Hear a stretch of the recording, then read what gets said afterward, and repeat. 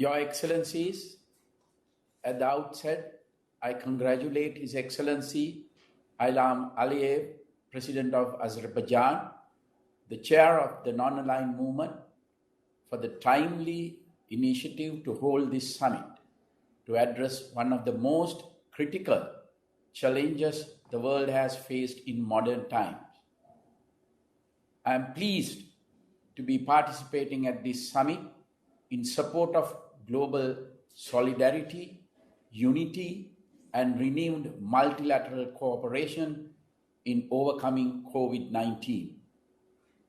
Sri Lanka firmly believes that this summit will serve as an important platform for the NAM member states to support collective global action in combating this deadly virus and sharing best practices and lessons learned. I extend my deepest condolences to all those who have lost loved ones during the pandemic and express deep appreciation to the frontline healthcare and essential workers, both in Sri Lanka and globally, for their dedication and selfless commitment. Sri Lanka remains deeply concerned by the unprecedented consequences arising from this pandemic to all our countries and peoples, including its catastrophic health impact, accompanying humanitarian crises, devastation of economies, and social and psychological tensions, among others. Sri Lanka, therefore, is pleased to endorse the declaration of this summit. Sri Lanka recognizes the timely initiative to establish a NAM task force to compile a database of basic humanitarian and medical needs of the member states to sensitize donors on urgent requirements. We commend the COVID-19 Global Humanitarian Response Plan and the establishment of the United Nations COVID-19 Response and Recovery Fund. Sri Lanka also supports the endeavors of the WHO, which has been playing a vital role in shaping the global response to the pandemic. Sri Lanka has been successfully containing and controlling the COVID-19 threat. Out of the total PCR test conducted so far, only 3% has been confirmed as infected. The death rate is at a very low level of 0.97%. In early February, my government established a task force comprising key health personnel, high-ranking military personnel, and administrators to monitor the spread of the pandemic and also to take required measures to combat the spread of the virus. The first COVID-19 Sri Lankan patient was identified on March 11. Initially, patients were Sri Lankans who came from several countries. Since then, 717 infected persons have been detected, 183 persons have been cured and discharged, while 527 persons are being treated as active cases. Most of these persons were asymptomatic. We adopted a few special and unique measures: establishment of quarantine centers managed by the armed forces, and the deployment of the state intelligence services, the police, and the public health inspectors to do contact tracing. Both these measures have helped Sri Lanka cope with this pandemic quite successfully, enabling the health authorities to function at the optimum level. Whenever a person afflicted with the virus was detected, the contact tracing method was used to find out details of persons with whom the afflicted person had come into contact.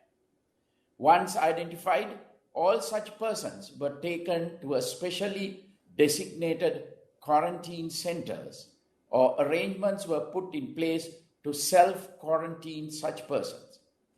If an entire area was found to have been contaminated, such areas were isolated and quarantined.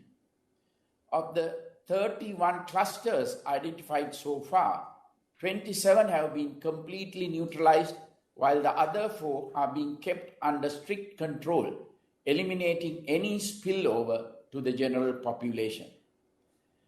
There have also been extensive PCR testing, and health authorities are continuing to conduct more PCR tests.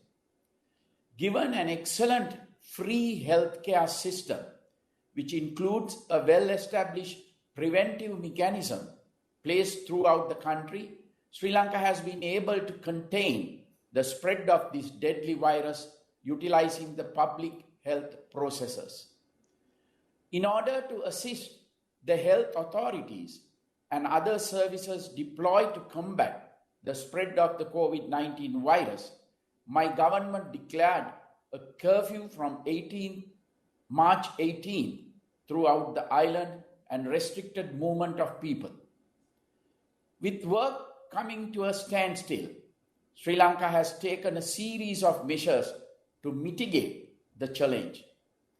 They include financially supporting low-income families, pensioners, and differently abled, day-income earners, and farmers, managing the repatriation of Sri Lankans in a coordinated manner, exploring avenues of business to create new economic trends while supporting existing industries, moving forward to the use of the digital technology, including the connect the farmer, consumer, and supply, delivery of essential items and services, and distant education.